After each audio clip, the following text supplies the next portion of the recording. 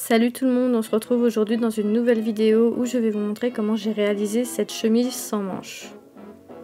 J'ai réalisé ce modèle avec un patron de la marque Prima d'avril 1983. C'était un patron qui appartenait à ma grand-mère, mais vu qu'elle ne s'en sert plus, je me suis amusée à reproduire les modèles qu'il y avait à l'époque. C'est un modèle vraiment très facile à reproduire, il n'y a pas beaucoup de pièces, juste des endroits qui sont un peu différents de ce qu'on fait aujourd'hui, vous verrez ça dans la vidéo. Voilà comment est présenté le patron. On peut voir au niveau de la table des matières, des tailles, c'est pas du tout les mêmes tailles qu'on fait aujourd'hui. Par exemple, dans mon cas, j'ai dû prendre une taille 40 par rapport à mes mensurations. J'aurais pu prendre en dessous, mais j'avais vraiment peur que ça fasse un peu trop serré avec la largeur de ma poitrine.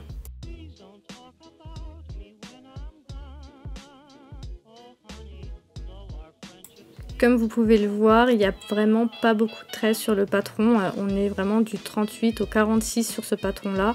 Après, il n'y avait que 3 modèles qui étaient représentés. J'ai pas trop compris pourquoi, alors qu'ils proposaient d'autres tailles de base. J'avais vraiment que le patron. En fait, j'avais pas de fascicule d'explication de comment faire, etc. Donc j'ai vraiment dû, je vais pas dire bidouiller le patron, mais vraiment chercher par mes propres moyens comment le réaliser.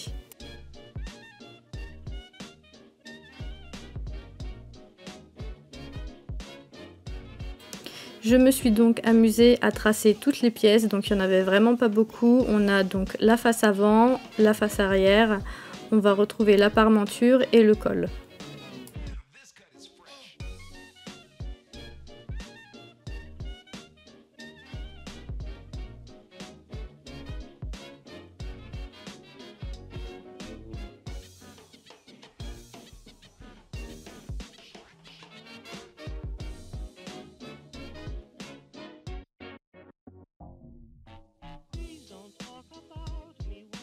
J'ai ensuite choisi un tissu que je possédais depuis un moment, peut-être 2 ou 3 ans, je ne me souviens plus. Je l'avais acheté au kilo, la preuve, j'ai encore l'étiquette.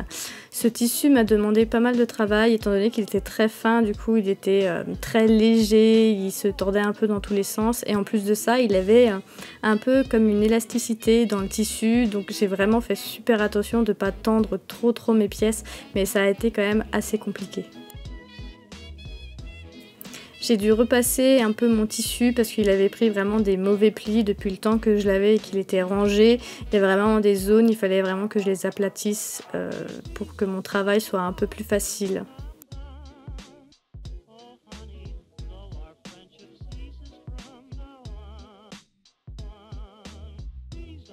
Juste après, j'ai donc commencé à déposer mes pièces, donc j'ai vraiment fait attention de mettre la pièce arrière de ma chemise sur un pli de mon tissu pour éviter d'avoir 2 pièces, et ainsi de suite j'ai posé mes pièces sur mon tissu.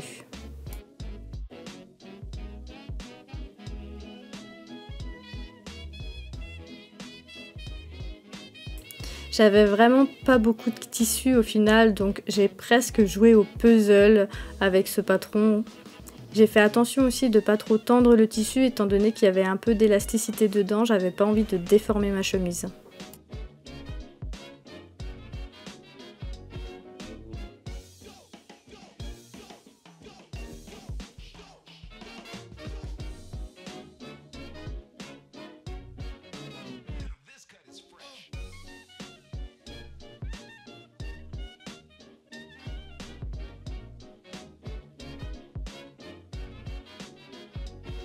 J'ai ensuite placé mes pièces, donc les pièces avant sur la pièce arrière, toujours endroit contre endroit.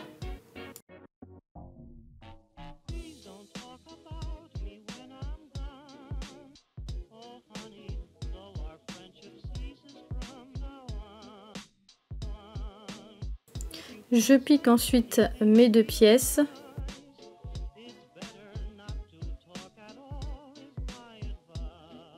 Et je viens ensuite les coudre ensemble afin de fixer mes pièces principales au final de la chemise. Il n'y a vraiment rien de compliqué au final dans ce modèle, vu qu'on n'a pas de manches, ça reste assez simple à réaliser. Il n'y a que vraiment au niveau des parmentures qui m'a posé un petit peu problème, vous allez voir juste ensuite dans la vidéo.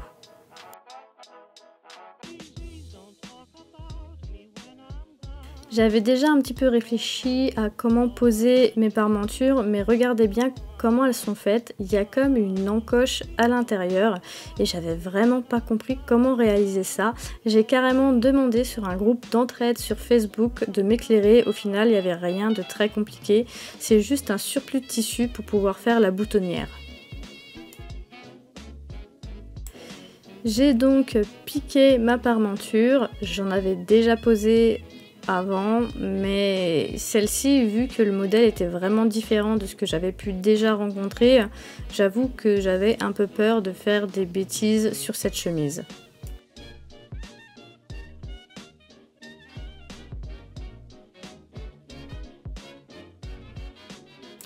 Ce que j'ai fait, c'est que j'ai déjà posé ma parmenture pour ensuite poser mon col, que ensuite j'ai retourné sur la parmenture. Regardez bien la vidéo, c'est un peu plus parlant. Donc je pose mes parmentures, je passe à la couture évidemment. C'est très important de fixer votre travail.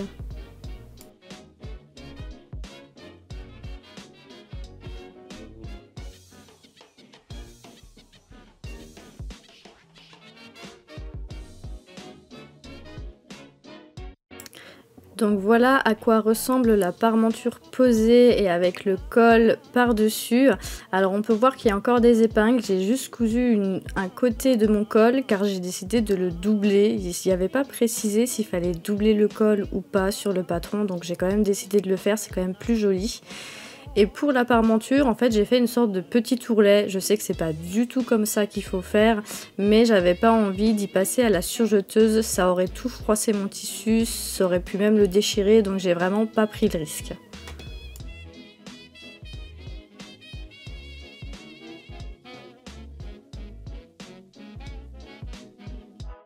Je suis donc passée à ma deuxième partie de chemise afin de la terminer. Donc là j'ai reproduit exactement le même schéma. J'ai posé la parmenture pour ensuite coudre le col et ensuite j'ai refermé le col de l'autre côté. Donc le col je le referme toujours à l'intérieur, que ça soit un peu plus propre. Dès que j'ai terminé de coudre ma parmenture, je coupe la petite pointe de la parmenture au niveau du col, au final de ma chemise, pour pouvoir bien re-rentrer à l'intérieur de ma chemise. Enfin, ça se voit mieux en vidéo, je sais pas trop comment vous expliquer ça. C'est pour éviter de faire un surplus de tissu et que ça soit trop épais.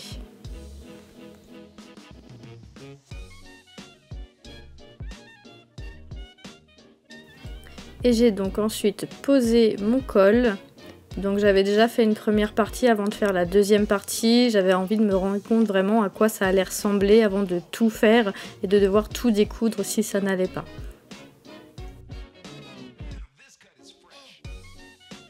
Mais sinon le mieux est de tout poser d'un coup et de tout coudre d'un coup. Après avoir terminé de poser mon col, j'ai ensuite marqué l'emplacement de mes boutons. Alors j'ai énormément de boutons, j'avais pas mal de choix, alors pas beaucoup qui me plaisaient non plus, j'en ai pris des qui me plaisent pas plus que ça, mais ça allait très bien avec cette chemise. J'aurais bien aimé avoir des boutons un petit peu plus gros, mais j'en avais pas assez pour pouvoir les placer sur cette chemise là. J'ai décidé de prendre des petits boutons noirs en forme de fleurs. Juste avant de poser mes boutonnières, je fais toujours un test sur le tissu, sur une chute de tissu du même tissu, par peur en fait de me louper et découdre une boutonnière. Ceux qui l'ont déjà fait savent que c'est très chiant. Donc c'est parti pour les boutonnières.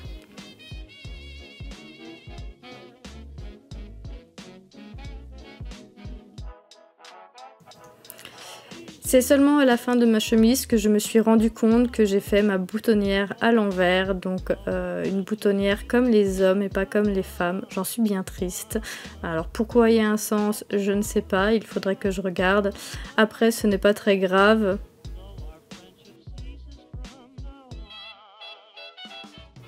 Et pour terminer ma chemise, je suis passée donc aux ourlets des manches et du bas de ma chemise.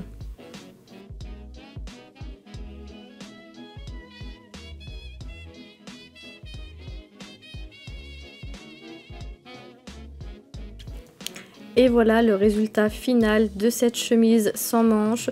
Vraiment, j'adore. Je suis vraiment surprise par contre du tableau des tailles où j'ai dû prendre du 40. J'en suis bien contente, comme ça m'évite d'avoir un écart dans ma chemise quand je tends les bras, ce qui arrive très souvent. Je pense que beaucoup d'entre vous le comprendront.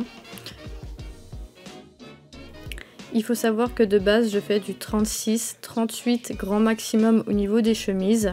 Vu qu'elle est assez large, je me sens vraiment à l'aise, c'est vraiment très confortable. J'espère pouvoir la refaire dans un autre coloris, un peu plus portable tous les jours, même si j'adore ce tissu qui est vraiment trop mignon avec les chats.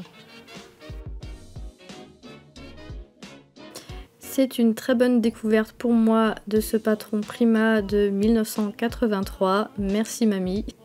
J'espère que cette vidéo vous aura plu, que le concept aussi vous plaît de reprendre des vieux patrons pour faire des vêtements aujourd'hui. N'hésitez pas à laisser un petit commentaire, un petit j'aime ou même à vous abonner à la chaîne pour voir plus de vidéos de couture. Et je vous dis à la prochaine. Bye bye!